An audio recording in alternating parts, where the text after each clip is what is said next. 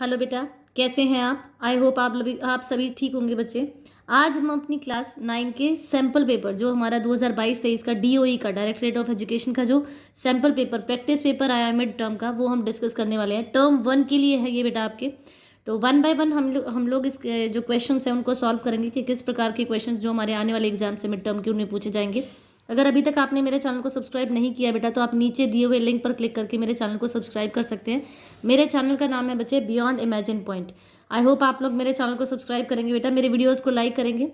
तो इसी आशा के साथ आज का जो टॉपिक हम लोग स्टार्ट करते हैं, दैट इज़ सैम्पल पेपर जो हमारा क्लास 9 का, वो हम शुरू कर रहे हैं। ठीक है, तो फर्स्ट क्वेश्चन हम लोग करने जा रहे हैं बेटा। पहला क्वेश्चन है आपके पास, आपको दिया हुआ निम्नलिखित तापमानों को सेल्सियस इकाई में बदलना है। आपको किससे बेटा? केल्विन से सेल्सियस में बदलना है। Convert the following temperature to the Celsius scale. देखो बच्चे, जब आपको सी से, मैं आपको इस चीज दोनों में से ये क्वेश्चन आपको कराऊंगी। आपको जब आपको सेल्सियस से केल्विन में जाना है, किससे? सेल्सियस से मतलब सी से सेल्सियस होता है और के से आपका केल्विन होता है बेटा। जब आपको सी से के में जाना है तब क्या करना है, और आपको केल्विन से सेल्सियस में चेंज करना आ जाए तब आपको क्या करना है। ठीक है, तो फर्स्ट क्वेश्चन में आपको करना क्या था बेटा? फर्स्ट क्वेश्चन में आपको क्वेश्चन दिया हुआ है 793 केल्विन है आपके पास। क्या है? 793 केल्विन है। आपको इसे डिग्री सेल्सियस में बदलना है। देखो बच्चे, ABCD में जब आप देखते हैं तो सी पहले आता है और के बाद में आता है, मतलब सी तो तीसरे नंबर पे आता है और के 11वें नंबर पे आता है। ठीक है, तो आप ये देखिए, ये सी छोटा नंबर है और के आपका क्या है? बड़ा नंबर है। तो जब आप छोटे से बड़े में जाते हैं, तो आप क्या करते हैं बच्चे? उसको प्लस करते हैं। और आप जब बड़े से छोटे में आते हो तो आप माइनस करोगे। कितना माइनस करोगे? 273।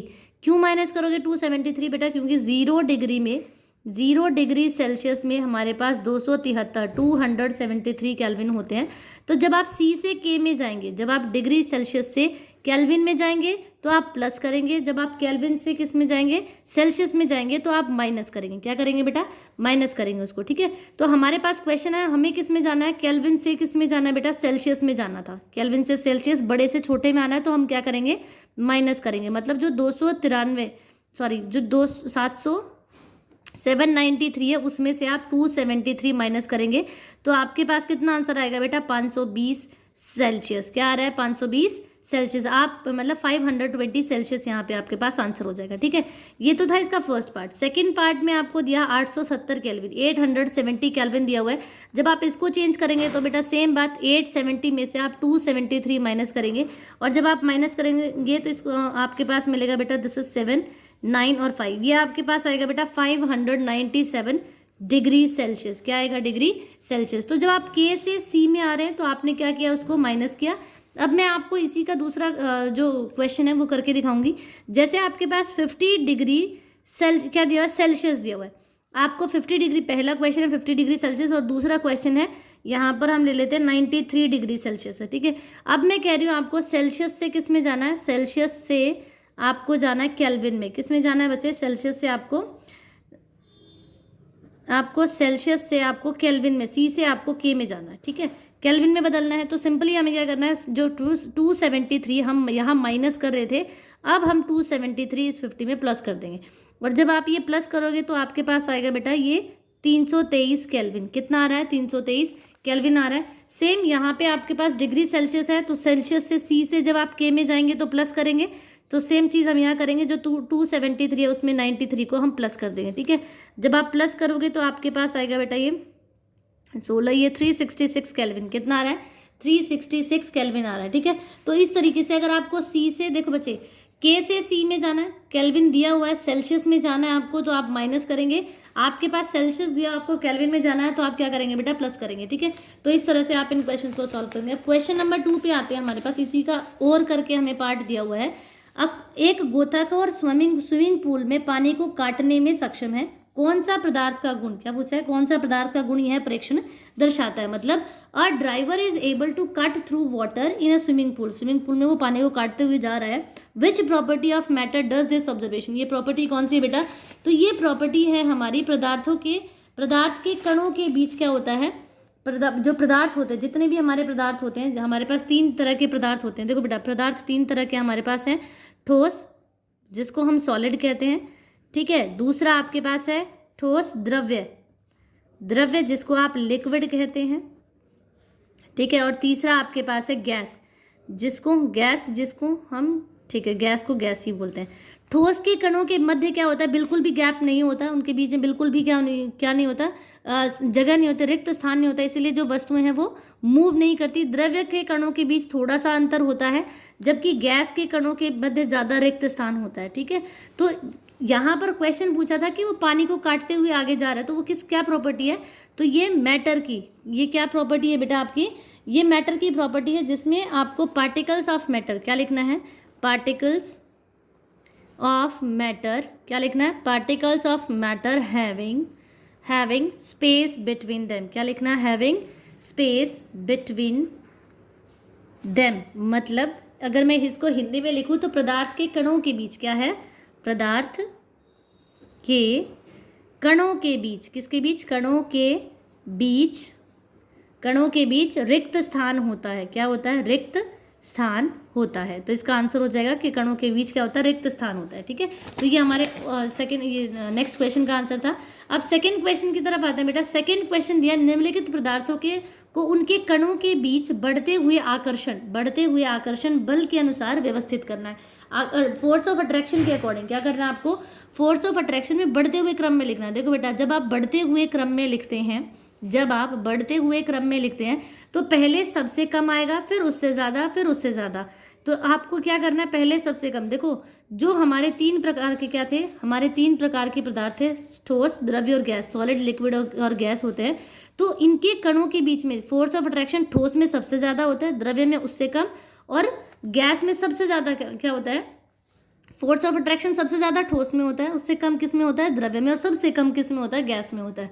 तो यहाँ पर आपको उसी के अकॉर्डिंग आपको अरेंज करना था। आपके पास 3 जो पदार्थ दिए हुए हैं, ए में आपको दिया है जल, बी में आपको दिया है चीनी, और सी में दिया है ऑक्सीजन। क्या दिया है बच्चे, ऑक्सीजन। जल मतलब वाटर दिया है ए में, चीनी मतलब शुगर दी है आपको, और ऑक्सीजन को हम ऑक्सीजन ही कहते हैं, गैस दी हुई, ठीक है। जल एक कैसी है, लिक्विड अवस्था है आपकी, लिक्विड स्टेट है ना बेटा आपकी, कैसा, ये द्रव्य अवस्था है। चीनी आपका ठोस अवस्था है, मतलब सॉलिड है, और ऑक्सीजन आपकी गैस अवस्था है, ठीक है। तो सबसे कम फोर्स ऑफ अट्रैक्शन किस में होता है, ऑक्सीजन, गैस में सबसे कम, तो सबसे कम सबसे पहले आएगा, तो oxygen. Which is less than, उससे ज़्यादा किस में होता है, द्रव्य में होता है। तो द्रव्य यहाँ पर क्या हमारे पास जल है, और सबसे ज़्यादा जो फोर्स ऑफ अट्रैक्शन वो किस में होता है, ठोस में, दैट इज यहाँ पर चीनी में। तो आपके पास इसको बढ़ते हुए क्रम में लिखेंगे, oxygen is less than water, ठीक है, and water is less than sugar, किससे, शुगर से वो कम है, ठीक है। तो ये हमारे पास नेक्स्ट क्वेश्चन का आंसर हो जाएगा। फोर्स ऑफ अट्रैक्शन याद रखना है, गैस में सबसे कम होता है, चीनी में द्रव्य में उससे ज़्यादा होता है, और ठोस में सबसे ज़्यादा फोर्स ऑफ अट्रैक्शन होता है, ठीक है।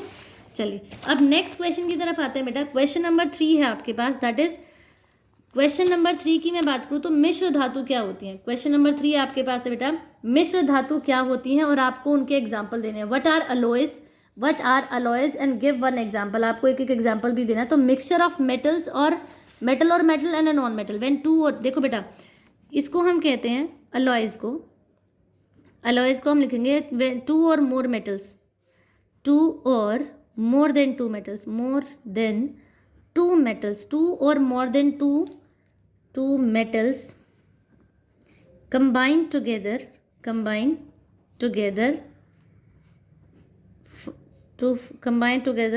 and form are called, इसको लिखेंगे are called alloys, combine together to make a new metal, तो उसको हम अलॉय कहते हैं। एग्जाम्पल के तौर पे आपके पास है बेटा bronze, brass, steel is also a good example, ठीक है। अगर मैं हिंदी में बात करूँ तो इसको हम हिंदी में कहते हैं धातु या अधातु या अधातु। धातुओं क्या लिखेंगे इसको, धातुओं या धातु या व अधातु, इनमें से किसी के भी मिश्रण को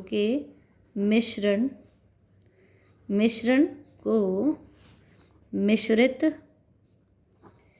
तो अधातु नहीं आएगा, धातु और 2 या 2 से अधिक धातु। देखो बेटा 2 या 2 से अधिक, ये लिखिए 2 या 2 से अधिक धातुओं के मिश्रण को मिश्रित धातु कहते हैं। 2 या 2 से अधिक धातुओं के मिश्रण को मिश्रित धातु कहते हैं, ठीक है। और एग्जाम्पल पे आप लिख सकते हैं बेटा यहाँ पर पीतल, ठीक है, कांस और स्टील, जिसको इस्पात कहते हैं। क्या कहते हैं? इस्पात कहते हैं। जो पीतल होता है ये कॉपर और जिंक से बनता है। किससे? कॉपर और जिंक से बनता है।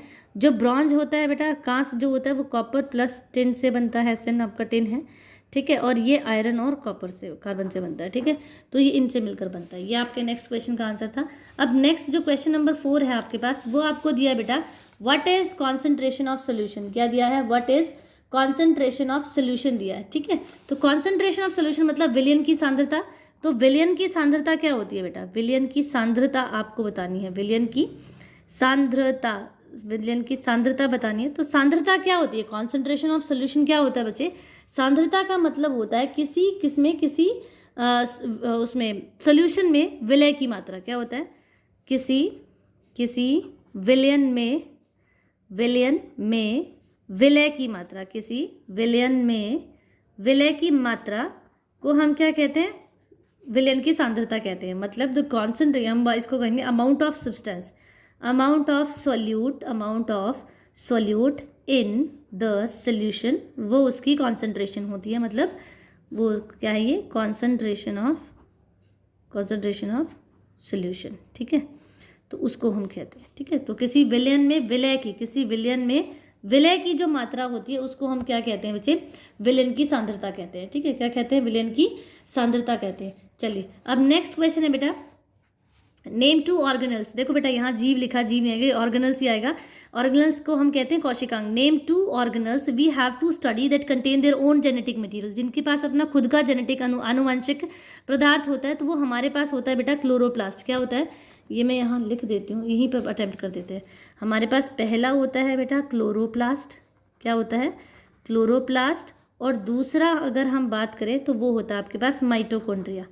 क्या होता है? माइटोकॉन्ड्रिया होता है। क्या होता है बेटा? माइटोकॉन्ड्रिया। तो ये आपका क्लोरोप्लास्ट, जिसको हरित क्लोरोप्लास्ट, और ये आपका है माइटोकॉन्ड्रिया, ठीक है। ये माइटोकॉन्ड्रिया होता है, ठीक है। नेक्स्ट क्वेश्चन पे आते हैं बेटा। नेक्स्ट आपके पास है, तो माइटोकॉन्ड्रिया इसका एग्जाम्पल है। नेक्स्ट क्वेश्चन है बेटा आपके पास, लाइजोसोम को आत्मघाती थैली के रूप में क्यों जाना जाता है? देखो बेटा, जो लाइजोसोम्स होता है ये क्या करता है? लाइजोसोम को हम आत्मघाती थैली इसलिए कहते हैं क्योंकि लाइजोसोम क्या करता है? मृत और या फिर जो मरी हुई आपकी डेड कोशिकाएं हैं, मृत जो कोशिकाएं हैं उनको पाचन करती है, और ऐसा करने में वह स्वयं को तोड़कर भी पाचक रस को स्रावित करती है। क्या लिखेंगे? जो लाइजोसोम है ये खुद के उनको पाचक रस को स्रावित कर उन्हें तोड़कर क्या करती है? उनको डाइजेस्ट कर लेती है, मतलब उनको पचा लेती है। किसको? मृत कोशिकाओं को, ठीक है। तो इसीलिए क्योंकि अपन ये मृत कोशिकाओं को पचा लेती है, इसीलिए इसको हम क्या कहते हैं? आत्मघाती थैली कहते हैं। लाइजोसोम डाइजेस्ट डैमेज्ड सेल और डैमेज इट्स ओन सेल। देखो डैमेज्ड सेल, जो मरी हुई कोशिका है उनको तो ये क्या करती है? डाइजेस्ट करती है। अपनी खुद की कोशिकाओं को भी क्या कर लेती है? ये परिपक्व होने के बाद ये उनको भी क्या करती है? डाइजेस्ट कर लेती है। तो इसीलिए इसको सुसाइड बैग भी कहते हैं। इसको क्या कहते हैं हम लोग? आत्मघाती थैली कहते हैं, ठीक है। नेक्स्ट आपके पास है बेटा, where do lipids and protein constituting the cell membrane get synthesised. आपको बताना है कोशिका झिल्ली का निर्माण करने वाले लिपिड और प्रोटीन कहाँ संश्लेषित होते हैं? तो ये आंसर आएगा आपका राइबोसोम्स। क्या आएगा बच्चे? राइबोसोम्स। क्या आएगा? राइबोसोम्स, ठीक है। राइबोसोम्स, ठीक है। राइबोसोम्स आएगा इसका आंसर। और अंतर्द्रव्य जालिका के पास राइबोसोम्स होते हैं। क्या आएगा यहाँ पे? अंतर्द्रव्य जालिका के पास अंतर्द्रव्य जालिका के पास क्या होता है? इनका संचय होता है, ठीक है। चलिए नेक्स्ट है रंध्रों के कार्य। रंध्र के 2 कार्य होते हैं बेटा। छोटे छोटे जो पोर्स होते हैं, जो ऐसे शेप इनकी आपको बनानी है, छोटे छोटे छेद होते हैं, उनको हम क्या कहते हैं बेटा? रंध्र कहते हैं। और इनका ऐसा स्ट्रक्चर होता है। ये जो रंध्र है इनको हिंदी में इंग्लिश में स्टोमेटा कहते हैं बेटा। रंध्र क्या होते हैं? इनके 2 कार्य आपको लिखने हैं।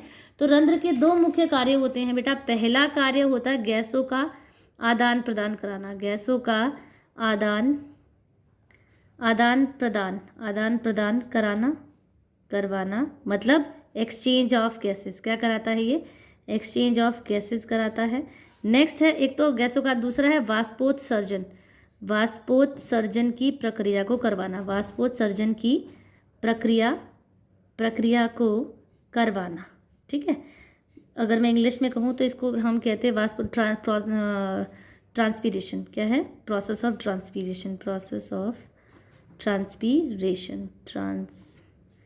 ट्रांसपीरेशन ये इसको करवाता है, ठीक है। नेक्स्ट क्वेश्चन है बेटा, हृदय की मांसपेशियों का विशिष्ट कार्य लिखना आपको। जो हृदय है हमारा, जो हार्ट है, उसकी जो मांसपेशियां हैं उनका आपको क्या करना है? विशिष्ट कार्य करना है। तो ये रुधिर को पंप करती हैं। क्या करती हैं? जो कार्डियक मसल्स हैं ये रुधिर को क्या करती है? रुधिर मतलब रक्त को पंप करती है, रक्त को पंप करना। इनका मुख्य कार्य क्या होता है? रक्त को पंप करना, रुधिर को पंप करना। मतलब the means is to pump blood, is to pump. The main function of this is to pump blood, ठीक है। नेक्स्ट आपको गति और वेग में अंतर बताना है बेटा। स्पीड चाल, गति चाल और आपको बताना है, इसमें अंतर बताना है। तो पहला अंतर इसमें क्या हो जाएगा? अगर मैं इसकी बात करूँ, फर्स्ट जो डिफरेंस होगा गति में, गति मतलब आपके स्पीड में, और वेग मतलब वेलोसिटी में। क्या अंतर होगा? पहली बात, स्पीड इज इक्वल टू, गति बराबर होता है बेटा कुल दूरी बटे कुल समय होता है, और यहाँ पर होता है वेग बराबर होता है बेटा विस्थापन बटे समय, ठीक है। विस्थापन बटे समय होता है। गति क्या होती है? गति इक्वल्स टू 0 हो सकती है, नहीं, गति इज नॉट इक्वल टू 0, ये 0 कभी नहीं होगी बेटा। वेग आपका क्या हो सकता है बेटा? इक्वल टू 0 हो सकता है, ठीक है। और जो गति होती है ये अदिश होती है, मतलब ये डायरेक्शनलेस होती है। क्या है ये डायरेक्शनलेस है, आपकी डायरेक्शनलेस है। और ये जो विस्थापन होता है ये आपका सदिश होता है। क्या होता है? सदिश होता है, मतलब ये विद डायरेक्शन होता है। क्या होता है? विद डायरेक्शन होता है, ठीक है। तो ये आपको इसका डिफरेंस लिखना था, ठीक है बेटा। तो ये बेसिकली इनका डिफरेंस था। नेक्स्ट आपको देखो, यहाँ स्पीड और वेलोसिटी में लिखना था, आपको गति और वेग में लिखना था। यहाँ आपको डिस्टेंस और डिस्प्लेसमेंट में बताना है। किस में बताना है बेटा? आपको दूरी और किस में बताना है? दूरी और विस्थापन में आपको अंतर बताना है, ठीक है। किस में बताना है बेटा? दूरी और विस्थापन में। तो दूरी और विस्थापन में अंतर क्या है? दूरी का मतलब होता है, देखो बेटा इसको मैं समझा देती हूँ आपको। दूरी का मतलब होता है, अगर मैं इसमें अंतर आपको बताऊँ तो दूरी का मतलब होता है, इसको मैं आपको दिखा देती हूँ। ये डिफरेंस है हमारे पास, अगर मैं बात करूँ तो छोटा सा डिफरेंस है आपके पास। दूरी का डिफरेंस हो, देखो दूरी होती क्या है एक्चुअली, अगर मैं बात करूँ तो दूरी का मतलब होता है टोटल, कुल तय की गई जो पूरा रास्ता, किसी पाथ को आप घूम घाम कर आए और उसको कवर किया आपने, यहाँ से ए से चले और यहाँ ए पर ही वापस आ गए, तो ये आपकी कुल दूरी जो आपने यहाँ पे तय की है। विस्थापन होता है actual path between the initial and final point पे। आप ए से बी पर गए हैं, बी से आप सी पर आ गए, ठीक है। तो ये आपकी दूरी है ए से सी तक की पूरी। लेकिन अगर आप ए से बी गए और यहाँ सी आए तो ये जो छोटा रास्ता है, द पाथ का द शॉर्टेस्ट पाथ, कौन सा? सबसे छोटा रास्ता, अंत शुरुआती प्रारंभिक बिंदु से अंतिम बिंदु के बीच का जो सबसे छोटा रास्ता होता है उसको हम विस्थापन कहते हैं। और आपके द्वारा जो कुल दूरी जो आपने तय की है ए से बी, बी से सी, ये आपकी दूरी होती है, ठीक है। जो दूरी होती है वो अदिश होती है, विस्थापन आपका सदिश होता है। ये अदिश होता है और ये क्या होता है बेटा? ये सदिश होता है, ये सदिश होता है, ठीक है। ये अदिश मतलब डायरेक्शनलेस होता है, ये विद डायरेक्शन होता है, ठीक है। दूरी कभी भी 0 नहीं होगी, दूरी नॉट इक्वल टू 0, विस्थापन कैन भी आपका इक्वल टू 0 हो जाए। कैसे 0 होगा? अगर कोई सर्कुलर पाथ में जो जहाँ से चला वहीं आकर रुक जाता है, अंतिम और शुरुआती और अंतिम बिंदु उनका सेम हो जाता है, तो आपकी जो दूरी है इट कैन बी पॉसिबल कि वो क्या हो जाए बेटा? वो आपकी 0 हो जाए, ठीक है। चलिए नेक्स्ट क्वेश्चन है बेटा, आपको बताना है निम्नलिखित में से कौन सा कथन सत्य है। देखो यह शून्य नहीं हो सकता, बिल्कुल विस्थापन शून्य नहीं हो सकता, तो ये आपका क्या है बेटा? शून्य नहीं हो सकता, यह कथन आपका गलत है। शून्य हो सकता है, विस्थापन जहां से चले वहीं आ गए, तो ये आपका शून्य हो सकता है, तो ये कथन हमारा क्या गलत है। नेक्स्ट है आपका, इसका परिमाण वस्तु द्वारा तय की गई दूरी से अधिक है, मतलब its magnitude is greater than the distance travelled by the object. नहीं, इसका जो मैग्नीट्यूड है वो कभी भी बेटा डिस्टेंस से ज़्यादा नहीं होगा। तो दोनों, both the statements are wrong. क्या है? Both the statements are wrong, दोनों की दो स्टेटमेंट्स आर रॉन्ग। दोनों की दोनों जो आपके पास यहाँ दिए हुए स्टेटमेंट्स वो दोनों आपके गलत है, वो रॉन्ग है, ठीक है। चलिए तो आज के लिए इतना ही बेटा, आई होप आपको समझ आया होगा बच्चे। और ये 10 क्वेश्चन थे जो हमने सैम्पल पेपर से डिस्कस किए। इसके बाकी जो क्वेश्चन थे हमारे पास सैम्पल पेपर के, वो मैं आपके पास धीरे धीरे आपको फिर अपलोड कर दूंगी वीडियोस बनाकर उनकी। आई होप आपको आज की क्लास समझ आई होगी बेटा, आपको क्वेश्चन जो मैंने समझाए वो समझ आए होंगे। अगर अभी तक आपने मेरे चैनल को सब्सक्राइब नहीं किया है बेटा, तो आप नीचे दिए हुए लिंक को क्लिक करके मेरे चैनल को सब्सक्राइब कर सकते हैं। मेरे चैनल का नाम है बच्चे बियॉन्ड इमेजिन पॉइंट, ठीक है। अगर आपको मेरी वीडियोस पसंद आ रही है तो आप मेरी वीडियो को प्लीज़ लाइक और शेयर और सब्सक्राइब ज़रूर करवाइए। लाइक ज़रूर करें so that I can get motivation from your like button कि यस मेरे बच्चों को पसंद आ रही है। तो आप मेरे चैनल को सब्सक्राइब करिए, लाइक करिए मेरी वीडियोज़ को और शेयर भी करिए। चलिए, थैंक यू।